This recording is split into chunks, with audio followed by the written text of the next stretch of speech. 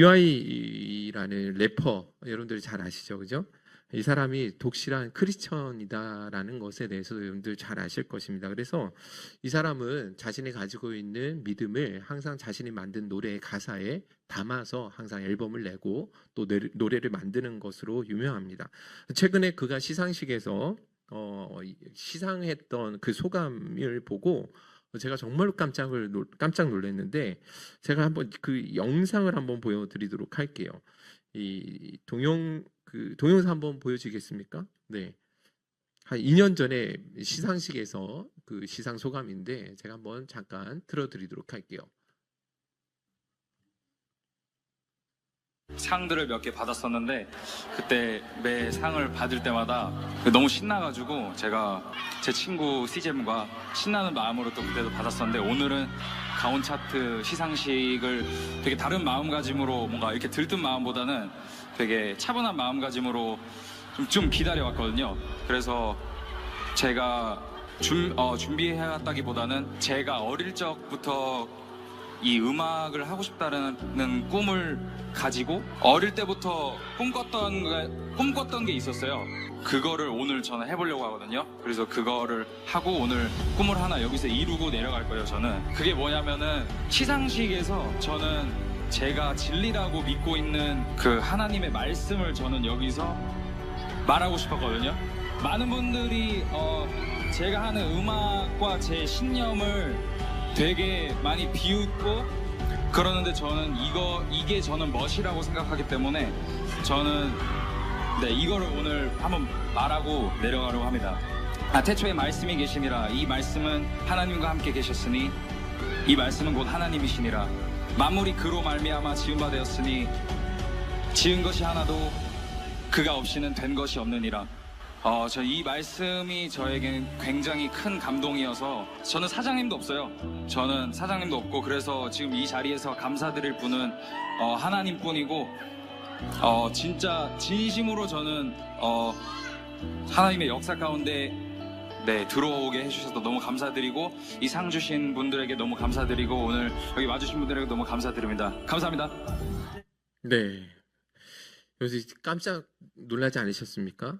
예, 그냥 그 시상식 소감을 하나님의 말씀, 성경을 읽는 것으로 이렇게 대체하는 모습을 보면서 진짜 깜짝 놀랐거든요. 그런데 이 BY는 어디에서든지 자신이 가지고 있는 그 믿음을 부끄러워하지 않습니다. 사람들이 자신에 대해서 어떻게 평가할까, 그런 사람들의 시선이나 평가에 조금도 두려워하지 않는다라는 거예요. 오히려 자신이 가지고 있는 그 믿음을 자랑스럽게 여기고 사람들한테 당당하게 그것을 드러낼 수 있는 삶을 살아가더라는 것이죠.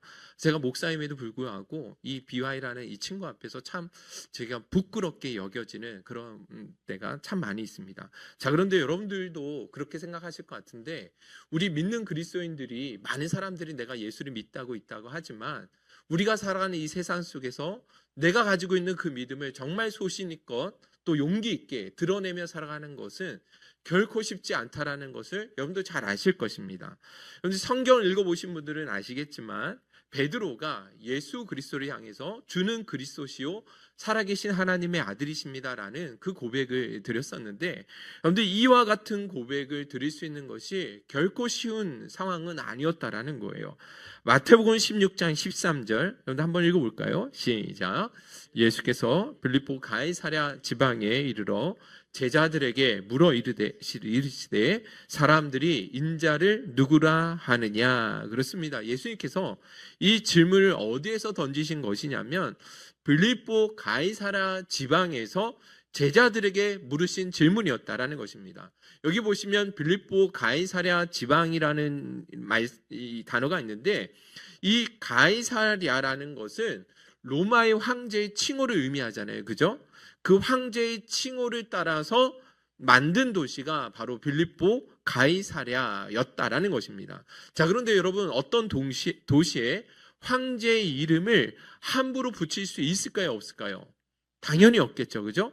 여러분, 우리나라에 시들이 참 많이 있거든요. 가깝게는 안산시에도 있고 또 시흥시도 있는데, 그런데 아무 도시에나 광역시라고 하지 않잖아요. 어떤 조건이 필요하다라는 거예요.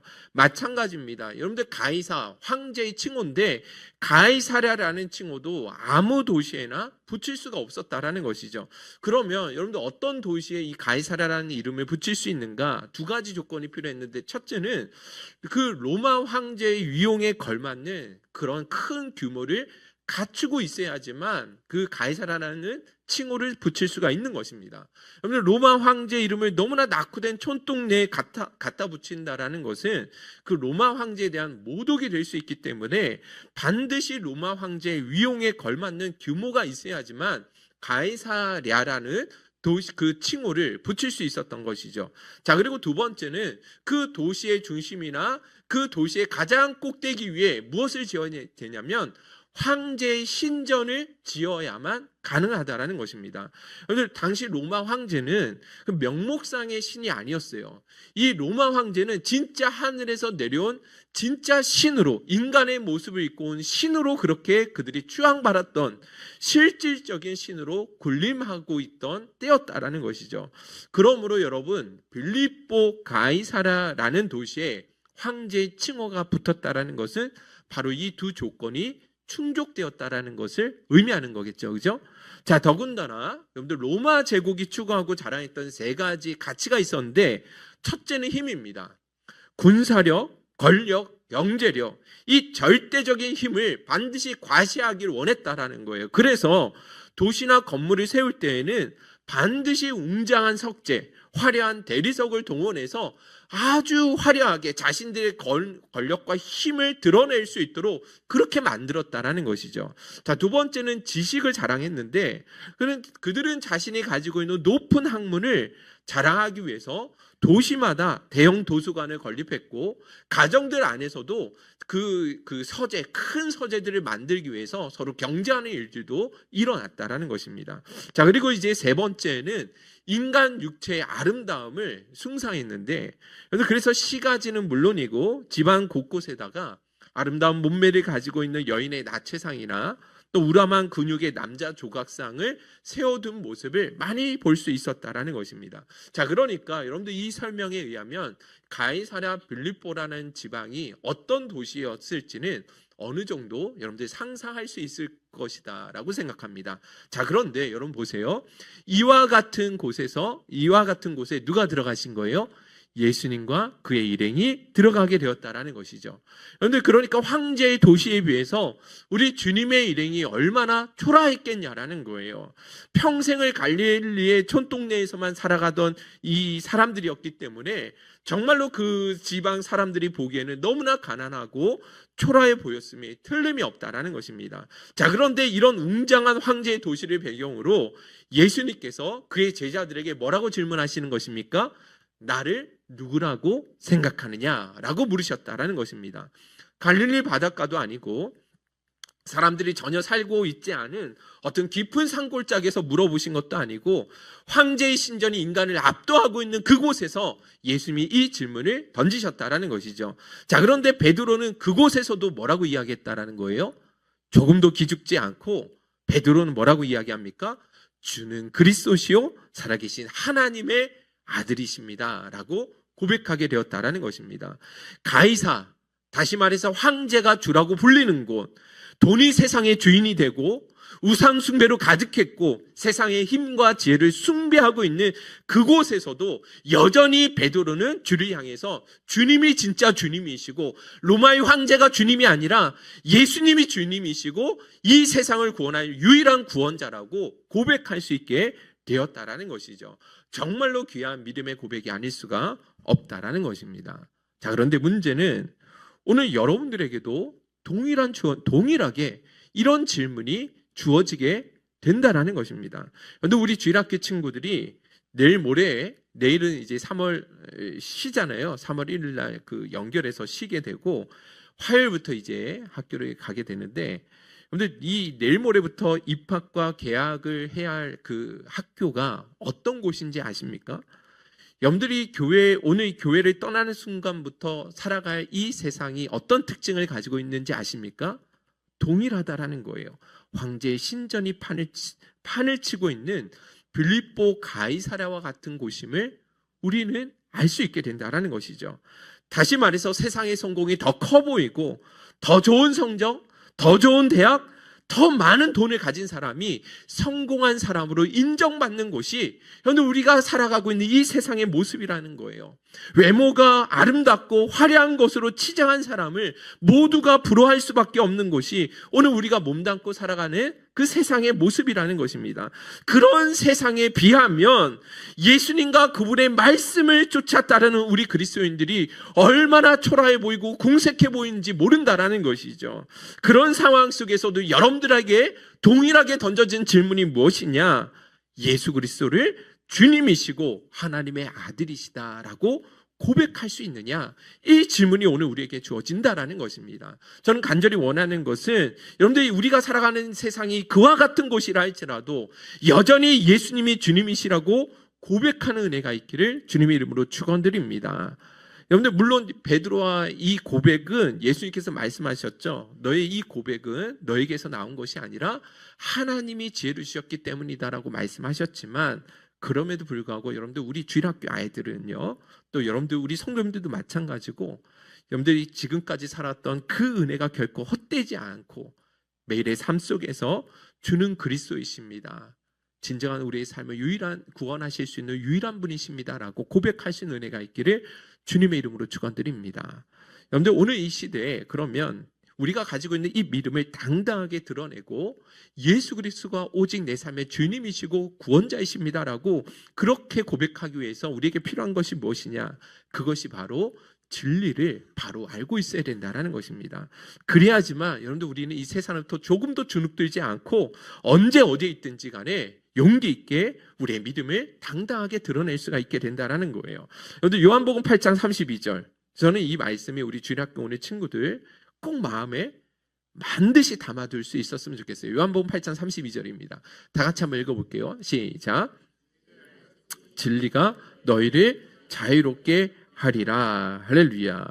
진리를 알지니 진리가 너희를 자유롭게 하리라. 우리 주일학교 친구들만 큰 소리로 한번 읽어봅시다. 시작. 아멘. 여러분들 이 예수님 말씀하신 여기 자유가 나오잖아요. 그죠? 이 자유는 어떤 외부의 속박으로부터의 자유를 말씀하는 것이 아닙니다. 예수님 말씀하신 이 자유는 죄로부터의 자유를 말하는 것이고 영적인 자유를 의미하는 것입니다. 이 자유가 어떤 자유라고요? 죄로부터의 자유, 영적인 자유. 네. 여러분들 어떻게 할 수 있냐면 예수님께서 이 말씀을 딱 32절에 이 말씀을 하니까 이 말씀을 듣고 있던 유대인들이 대뜸 뭐라고 대받치냐면 33절 다 같이 읽어보겠습니다. 시작.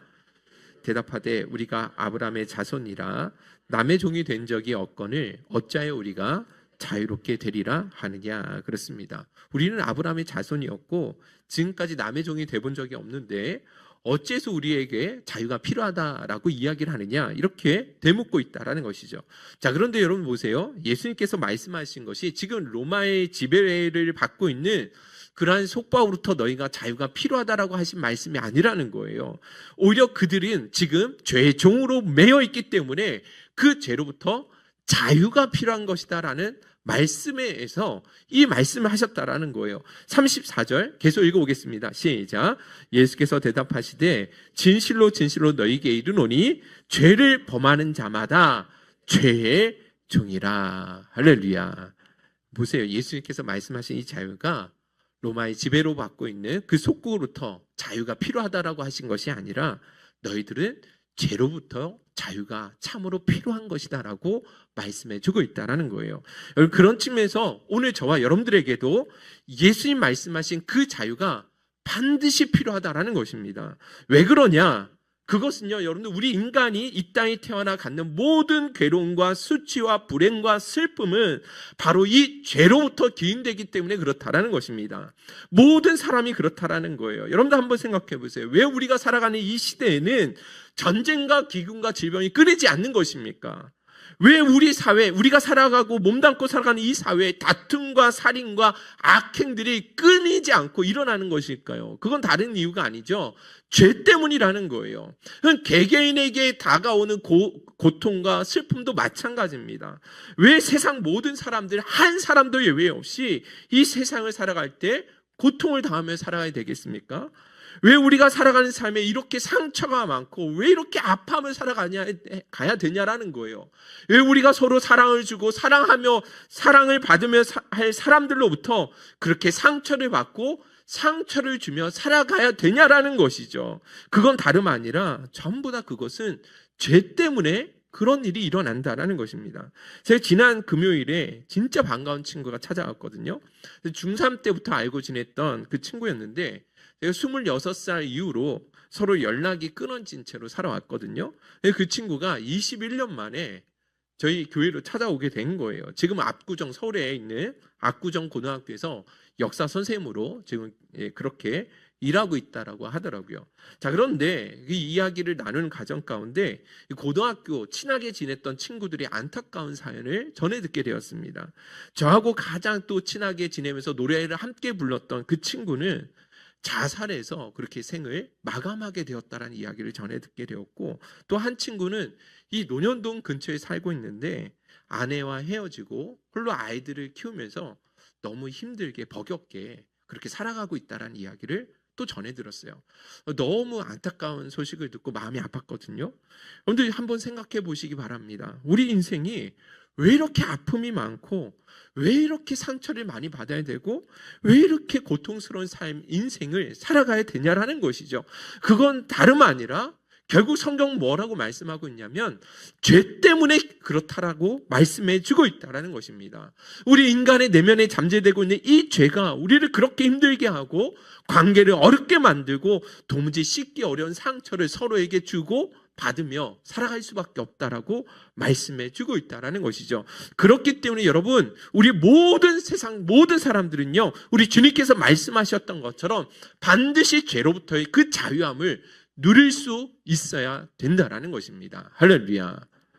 그렇다면 여러분들 어떻게 하면 우리가 이 죄로부터 자유함을 누릴 수 있는가? 그것이 다름 아니라 진리 대신 예수님을 통해서만 가능하다라고 우리 주님이 친히 말씀해 주셨어요. 36절 계속 읽어보겠습니다. 시작.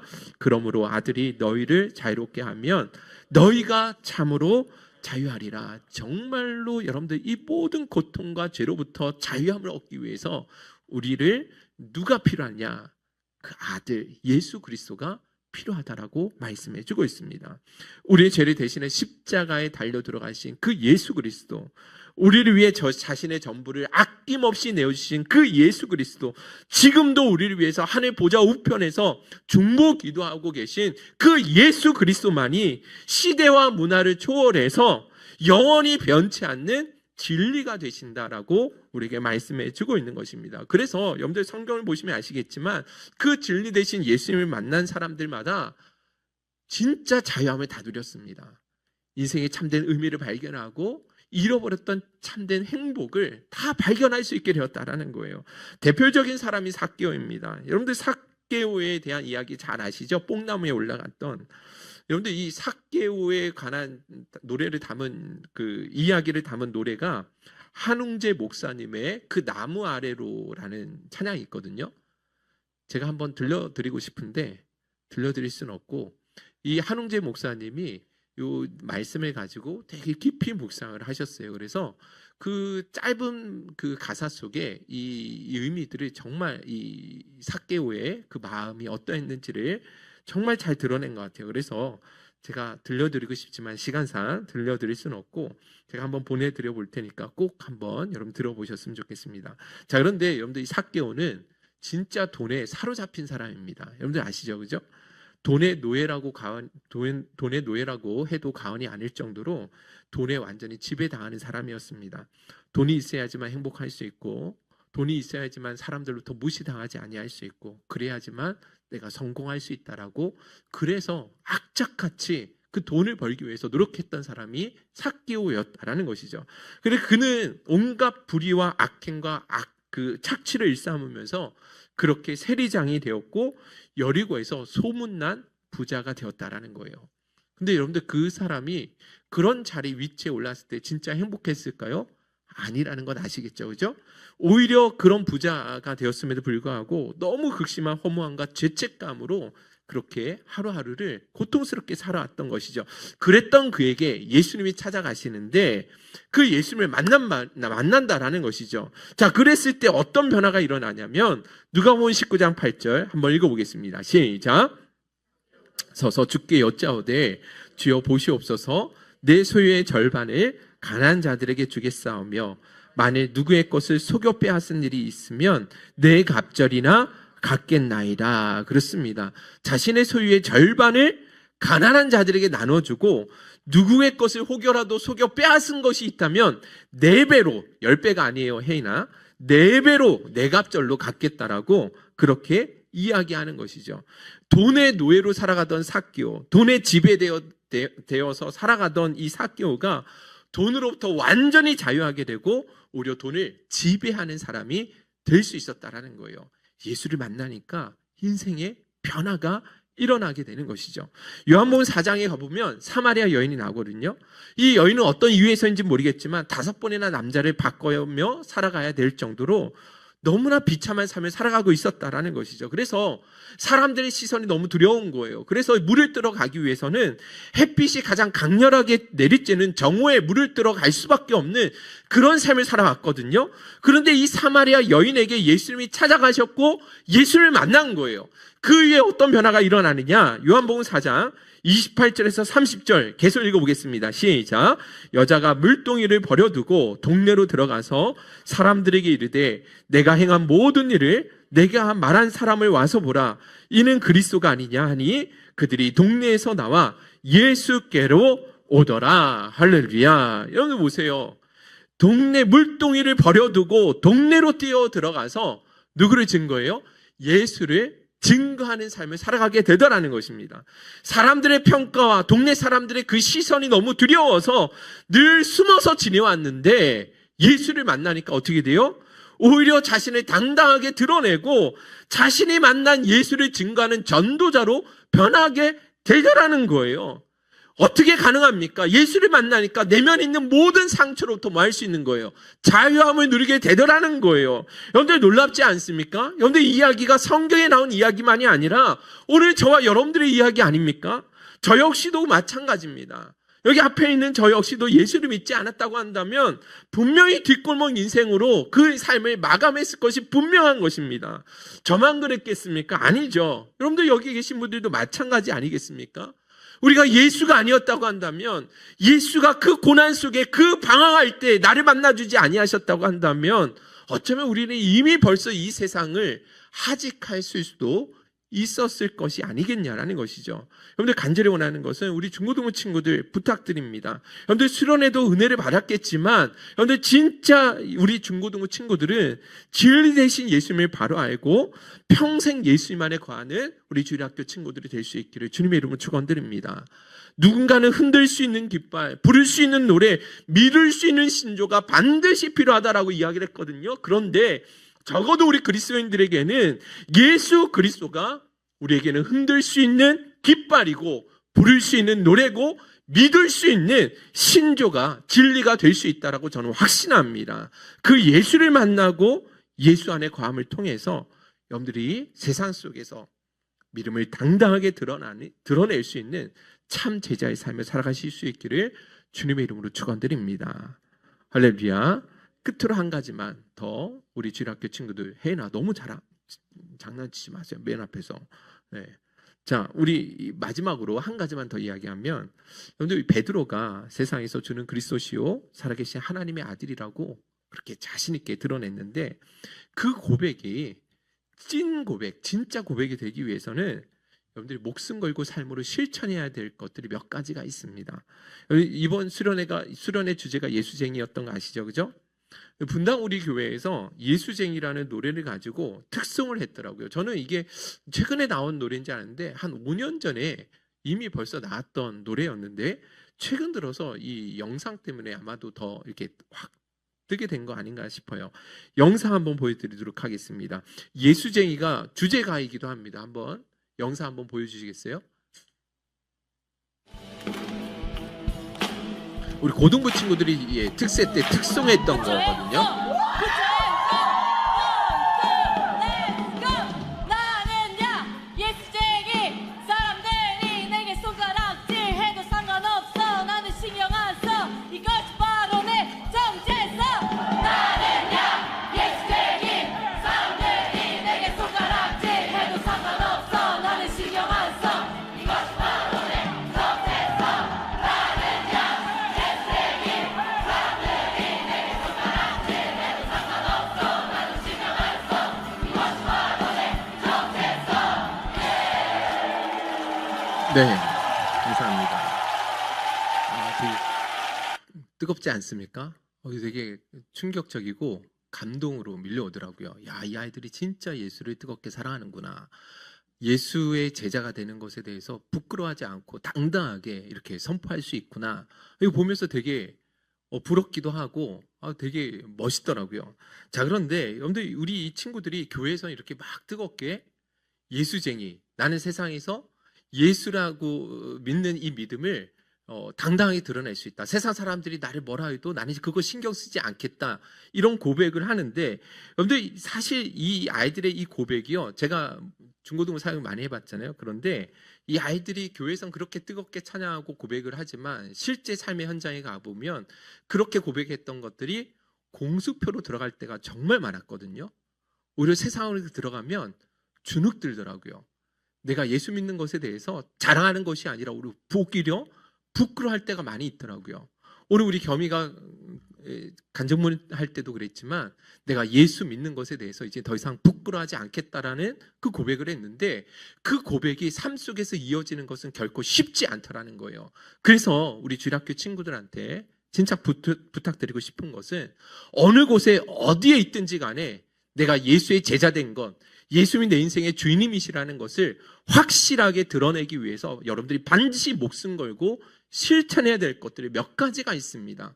그 5가지 말씀드리면 첫째, 같이 한번 읽어볼까요? 시작. 하나님 안에서 내가 누구인지 분명히 기억해야 합니다.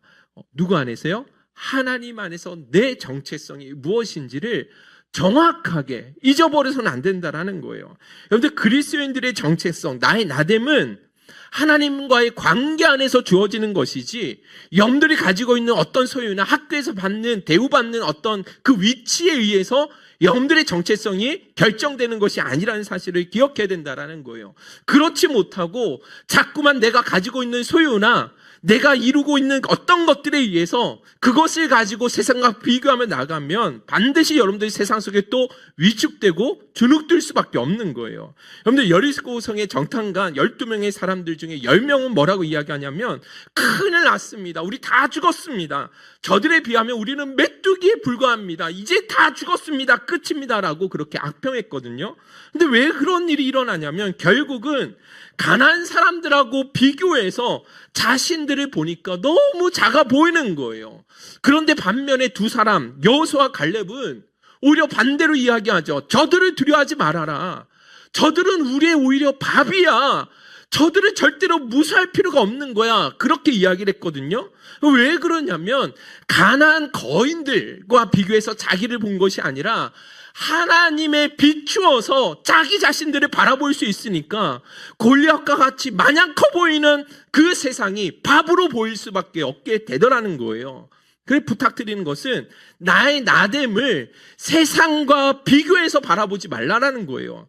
내가 얼마나 많은 것을 가지고 있느냐, 내 성적이 얼마나 되느냐, 내 부모가 얼마나 많은 돈을 벌고 있느냐, 이거 가지고 여러분들 바라보지 마시고 하나님 안에서 하나님이 나를 어떻게 보시느냐, 그 하나님 나를 사랑하셔서 어떻게 나를 보호하고 계시느냐, 그 안에서 여러분 자신을 평가하고 바라보셔야 된다는 거예요. 그렇게 바라보면 여러분들 정말로 내가 하찮고 보잘것없는 존재가 아니라 진짜 하나님의 보배로운 존재고 세상에 둘도 없는 하나님의 걸작품으로 내가 나를 존중하며 당당하게 그렇게 여러분들 믿음을 선포하며 살아갈 수 있게 된다라는 거예요. 할렐루야. 두 번째, 둘째, 여러분들 꼭 지켜야 될 것. 둘째 같이 읽어보겠습니다. 시작. 큐티와 기도하는 생활을 꼭 실천해야 합니다. 여러분들 하나님의 하나님 되심, 우리 예수 그리스도의 주인이라고 고백하잖아요. 그 고백을 뭘로 고백할 거예요? 말로만? 찬양으로만? 아니요, 그건 누구든지 할 수 있어요. 진짜 믿지 않는 사람들도 할 수 있거든요. 진짜 여러분들이 하나님의 하나님 되심을 증명할 수 있는 길은 그것은 큐티하는 생활, 기도하는 생활이라고 저는 생각합니다. 공부가 나의 주인이 아니라, 성적이 내 인생의 주인이 아니라, 성공하는 것이 내 인생의 목적이 아니라 예수님만이 진짜 나의 주인이시고 예수님만이 내 삶의 목적이심을 진짜 고백하는 것, 다른 것이 아니라 내 학교의 책상 앞에 딱 서면 제일 먼저 기도를 시작하고 큐티를 시작함으로 하루를 시작할 수 있는 것. 근데 그렇게 큐티를 펼치는 것 그 자체가 예수님은 내 인생의 주님이십니다. 다른 그 어떤 것도 나를 지배할 수가 없습니다. 라는 고백이 될 수 있다라는 거예요. 할렐루야. 아멘이시죠? 할 거예요? 할렐루야. 그리고 세 번째 시작. 인격과 성품으로 인정받으라. 우리 그리스도인들은 사회에서 인정받아야 돼요. 가정에서도 학교에서도 인정받으셔야 돼요. 인정받아야 돼요. 믿지 않는 사람들은 여러분을 통해서 하나님을 보는 거거든요. 그래서 여러분들이 반드시 삶으로 인정받으셔야 됩니다. 그래, 뭘로 인정받을 수 있느냐? 돈으로? 공부로? 그게 아니죠. 여러분들 무엇으로 인정받아야 되냐면 예수 그리스도의 인격과 성품을 가지고 인정받을 수 있어야 되는 거예요. 진짜 그래야 돼요. 예전에 강하늘 배우가 있었잖아요. 수상소감할 때 뭐라고 이야기하냐면 좋은 연기자가 되기 전에 좋은 사람이 되겠습니다 라고 이야기를 하더라고요. 이 사람 진짜 된 사람이다 라는 생각을 가진 적이 있는데, 우리 그리스도인들도 똑같다라고 생각합니다. 목회자도 똑같아요. 좋은 목사가 되기 전에 좋은 신자가 되어야 되고 좋은 사람이 되어야 되는 거잖아요. 마찬가지예요. 지금은요, 그리스도인들에게 실력도 필요하지만 진짜 예수 닮은 성품과 인격이 그 어느 때보다도 필요한 시대가 되었습니다. 그래서 여러분들 성실하세요. 정직하세요. 그리고 겸손하세요. 그러면 하나님이 여러분들이 반드시 역사의 중심으로 세워주실 줄로 믿습니다. 자, 마지막 두 가지만 더. 넷째 같이 읽어볼게요. 시작. 영혼 구원에 늘 관심이 있어야 합니다. 그런데 사람을 외모로 평가하면 안 됩니다. 새 학교를 들어가고 새 학기를 맞이하면 또 학년 올라가면서 새로운 친구들 다 만나잖아요. 여러분들 누군가가 나를 외모로 평가하면 기분 나쁘지 않습니까? 마찬가지예요. 우리 믿는 그리스도인들이 다른 친구들을 볼 때 외모로 보고 평가하면 되겠어요? 안 되죠. 쟤는 일진이네. 쟤는 왜 찌질이네. 함부로 그렇게 말하면 안 되겠죠. 외모로 보고 평가하면 안 돼요. 세상의 모든 사람들을 바라볼 때는 이 사람도 진짜 예수 그리스도의 사랑이 필요한 사람들이구나. 언제나 그렇게 하나님의 시각을 바라볼 수 있어야 되는 거예요. 그런데 우리 주님의 시각으로 그들의 내면을 바라볼 수 있어야 돼요. 그러면 여러분들이 다 품을 수 있고 그 사람들의 친구가 될 수 있는 거예요. 아까 삭개오하고 사마리아 여인 이야기했죠. 예수님 외모로 보셨다고 한다면 예수님이 그들에게 다가가셨겠어요? 아니죠. 예수님은 세리의 친구였고 죄인들의 친구, 늘 언제나 소외된 자들의 친구가 되셨거든요. 우리 지난주에 기도하셨던 우리 대현 집사님이 그렇게 소외된 자들의 친구가 되어주는 삶을 살아갈 수 있게 해달라고 우리 대표 기도하실 때 울컥하셨거든요. 그런데 그럴 수 있었으면 좋겠어요. 외모로 보지 말고 쟤는 왜 저래 하고 함부로 놀리지 말고 저 사람들에게도 그 안에 진짜 사랑이 필요한 자들이구나 라고 하는 것을 볼 수 있다고 한다면 여러분들이 품지 못할 사람은 없고 친구가 되어지지 못할 사람은 아무도 없다고 생각을 해요. 예수 믿는 사람은 반드시 그래야 되는 것입니다. 마지막 5번째입니다. 5번째 시작. 능동태 인생을 살아야 합니다. 여러분들 이거 마지막인데 저한테 제 삶의 모토가 되기도 하는데, 자기 인생을 오늘날 우리 아이들 가운데 수동적으로 살아가는 사람들이 너무 많잖아요. 그죠? 너 왜 학원 다녀? 친구들이 다니니까요. 너 왜 대학 가려고 그래? 사람들이 다 가니까요. 그렇게 이야기하는 친구들이 참 많거든요. 너무 비참하지 않습니까? 이런 수동적인 인생에서 제발 벗어날 수 있었으면 좋겠습니다. 언제까지 부모님이 공부하라고 해야 되니까 공부하겠습니까? 언제까지 엄마가 교회 가라고 해야지만 교회를 가겠냐라는 거예요. 더 이상 다른 사람에 의해서, 환경에 의해서 어쩔 수 없이 끌려다니는 그런 수동태 인생 살지 마시고요. 오히려 세상과 환경을 지배할 수 있는 능동태 인생으로 여러분들 꼭 그렇게 인생을 펼쳐가셨으면 좋겠습니다. 시편 108편 2절 마지막 말씀인데요. 다 같이 큰 소리로 읽어보겠습니다. 시작. 비파야 수금아 깰지어다 내가 새벽을 깨우리로다. 여러분들 이해가 되십니까? 저는 사실 이해가 되지 않았거든요. 어떻게 사람이 비파와 수금을 깨울 수 있어요? 비파와 수금은 악기인데 그 악기가 사람을 깨우는 것이지 우리가 어떻게 그 비파와 악기를 깨울 수 있겠습니까? 여러분 더군다나 새벽을 깨우겠다라는 이야기가 나오죠. 그죠? 이게 말이 돼요? 새벽이 오면 내가 깨는 것이지 내가 새벽을 어떻게 깨울 수 있겠냐라는 거예요. 말이 안 돼요. 그런데 이 말씀은 무슨 말이냐면 내가 환경과 시간에 의해 지배당하지 않고 오히려 내가 시간과 환경과 사람을 내가 초월해서 살아가겠다라는 믿음을 가진 사람들의 열정적인 고백이 이 안에 담겨져 있는 거예요. 내가 시간과 다른 사물에 다스림 받지 아니하고 하나님 주신 그 꿈을 향해서 하나님의 영광을 위해서 내 인생을 정말 가감없이 아낌없이 하나님을 위해 바치리라라는 그 믿음을 가진 사람들이 이런 고백을 할 수 있다라는 거예요. 할렐루야. 단 하루만이라도 여러분들에게 주어진 그 호흡 주신 것에 대해서 감사할 수 있었으면 좋겠고, 단 하루만이라도 근데 사람들에 의해서 어쩔 수 없이 끌려가는 인생이 아니라 여러분들이 내면에 주어진 하나님 주신 그 비전, 그 하나님의 영광을 위해서 진짜 능동태 인생을 멋지게 살아가는 우리 주일학교 친구들이 되실 수 있기를 주님의 이름으로 축원드립니다.